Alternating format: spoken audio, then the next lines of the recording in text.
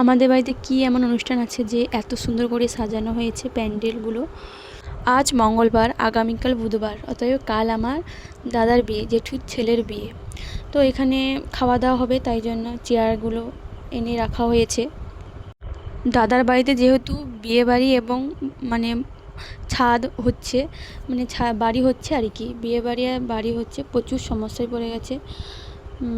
তো ভিডিও করার সময় হচ্ছে না, দুটো কাজ একসাথে পড়ে গেছে, সমস্যায় পড়া মানে সবাই পড়েছে। আর নিচে এসে দেখি যে বাবা ছাদের যে পেপারগুলো থাকে সেগুলো খুলছে। আর এই যে বিয়ে খাওয়া দাওয়া করে ঘুমিয়ে গেছিলাম, উঠে দেখি এসে এখানে দরজাটা লাগিয়ে দিয়েছে, আর এখানে কার্পেট বলে এগুলোকে বিছিয়ে দিচ্ছে, আর ওখানেও বিছানো হবে।